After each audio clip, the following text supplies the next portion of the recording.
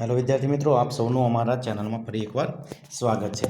આજના મેથ્સ રીઝનિંગના પાઠ નંબર 21માં આજે આપણે 10 એટલા મહત્વના પ્રશ્નોની ચર્ચા કરવાની છે જે લગભગ બધી જ પરીક્ષામાં પૂછાયેલા છે અને આપણે અહીંયા તમને ખૂબ જ મહત્વની સાદી સિમ્પલ પદ્ધતિ ઇઝી ટ્રિક્સ આપણે તમને શીખવાડવા માંગીએ છીએ। अगर जो तमे अगाउना वीडियो जोयेला नहीं तो अमरी चैनल ने सब्सक्राइब कर दो, बेल आइकन पर क्लिक करो ताकि ज्यारे पण नवा वीडियो अपलोड करिए तो तमने नोटिफिकेशन मळती रहे। अमरी इच्छा है कि ज्यारे तमे एक्जाम आपवा जाओ त्यारे अमरा बधा ज वीडियो जोईने तमे एक्जाम आपवा जाओ। ओके विद्यार्थी मित्रों, सौप्रथम आपणे प्रश्न नंबर 1 ની ચર્ચા કરીએ જે CDS 2012 માં પૂછાયેલું છે। સૌથી પહેલા દરેક પ્રશ્નમાં દરેક સિરીઝમાં બે નંબરો વચ્ચે કેટલો ડિફરન્સ છે તે સૌથી પહેલા તમારે તપાસવાનું છે। ત્યાં નિયમ નક્કી પેટર્ન નથી બનતી તો તમારે વર્ગ અને ઘનમાં જવાનું છે। અહીંયા જોઈએ આપણે 2 અને 9 ની વચ્ચે કેટલાનો છે, 7 નો વધારો છે।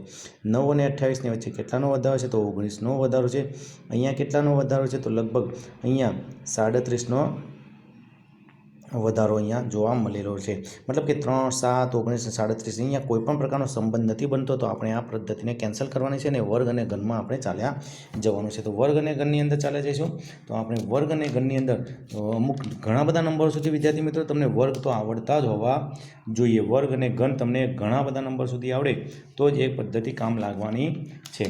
तो अहींया जोई लीए आपणे ए सौप्रथम 1 नो घन करीशुं तो 1 नो घन करीशुं तो 1 ज आवशे, पण तो अहींया 2 मांगेला छे तो एनी अंदर 1 उमेरी दईशुं तो आवी गया 2। ए प्रमाणे अहींया 9 क्यारे आवशे तो अहींया 2 नो घन करीशुं, 2 नो घन केटलो थशे 8 थशे, एनी अंदर 1 उमेरीशुं तो केटला आवी गया 9 आवी गया।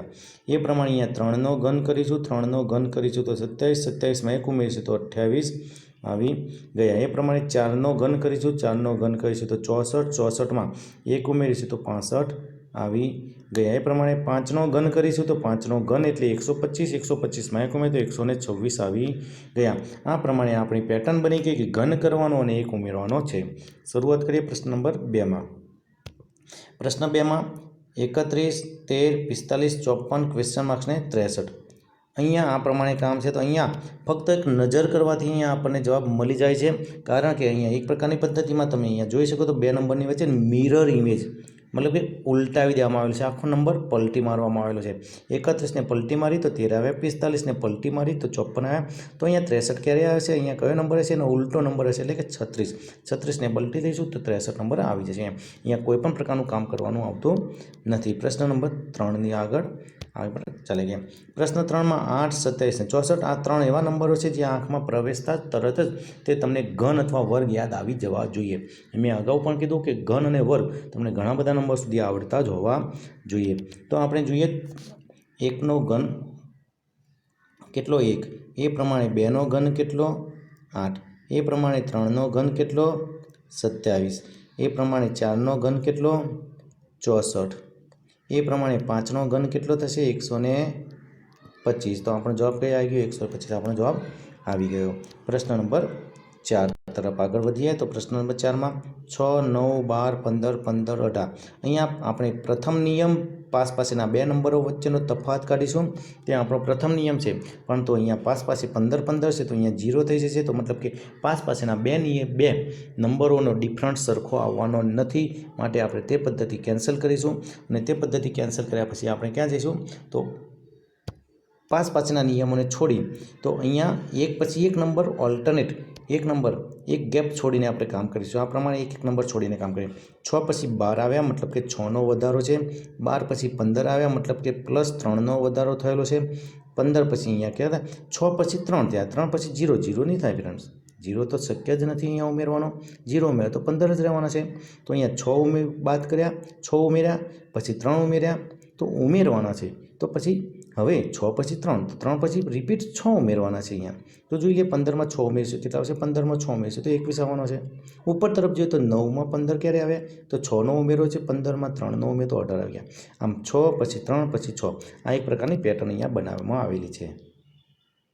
अहींया जोई लीए प्रश्न नंबर 5। प्रश्न नंबर 5 की बात करिए तो प्रश्न नंबर 5 ની અંદર 2 નંબરોની વચ્ચે આપણે સરખા નંબરોની વચ્ચે मतलब કે અહીંયા તફાવત કાઢવાનો છે। તો 107 में 7 માંથી 97 બાદ કરીએ તો કેટલા આવી ગયા, અહીંયા 10 આવી ગયા।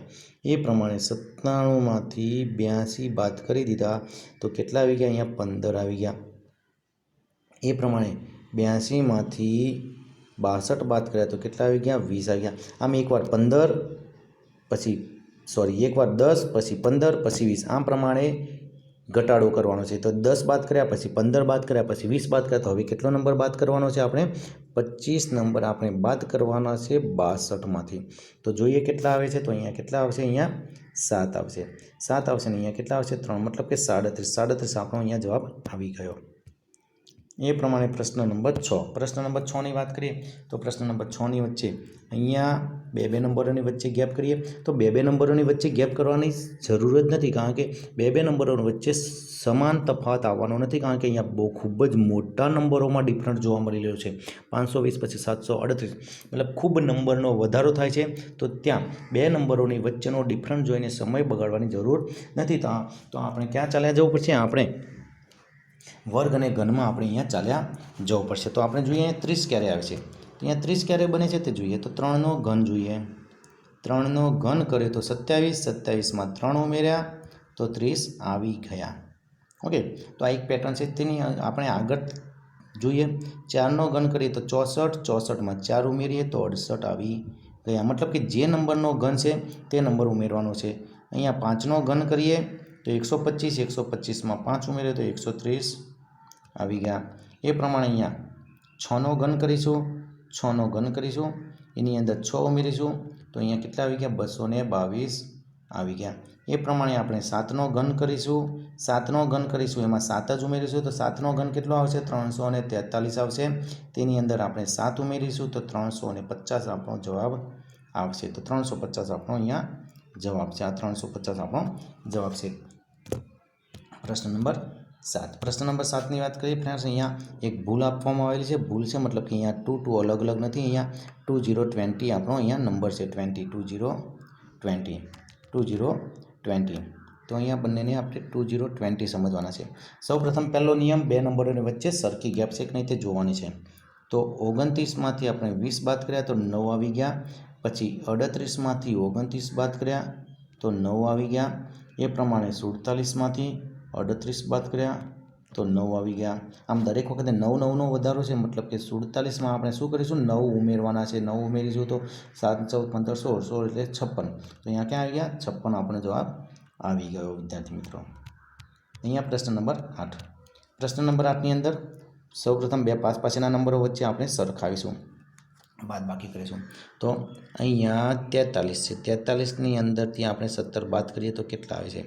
તો અહીંયા 26 આવે છે. પછી અહીંયા 81માંથી આપણે 43 બાદ કરીએ.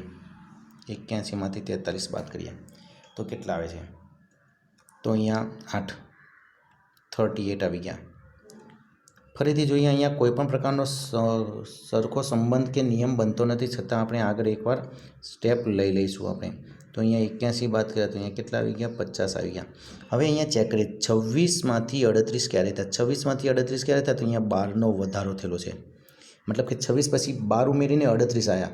એ 38 થયા ત્યારે 81 થયા.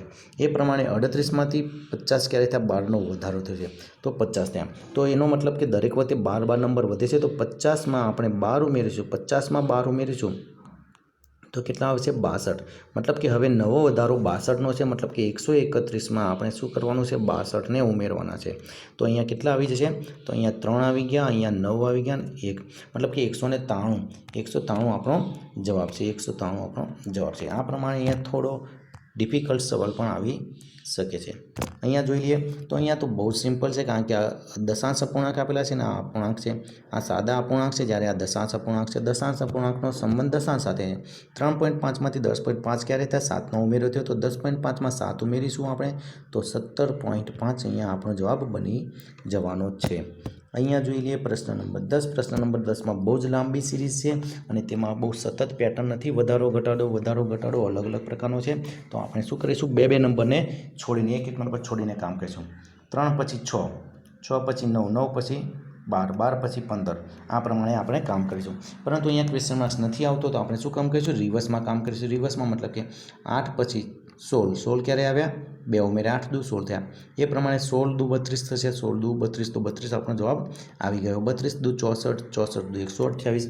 આ પ્રમાણે આપણે 8ને 2 વડે ગુણ્યા, 16 આવ્યા, 16ને 2 વડે ગુણ્યા તો અહીંયા ક્યાં આવી ગયો? 32 આપણો જવાબ આવી ગયો છે. આ પ્રમાણે પેટર્નમાં બનાવવાની છે વિદ્યાર્થી મિત્રો, અને તે પણ ખૂબ જ ઝડપથી. તો વિદ્યાર્થી મિત્રો, આશા રાખીએ છીએ કે તમને અમારો આ વિડીયો પસંદ આવ્યો છે. હજુ પણ જો કોઈ માં સમજણ ન પડી હોય તો તમે કોમેન્ટ બોક્સમાં અવશ્ય લખો. ત્યાં સુધી આપની દરેક એક્ઝામ માટે બેસ્ટ ઓફ લક્સ. ફરીથી મળીશું પાર્ટ નંબર 22માં.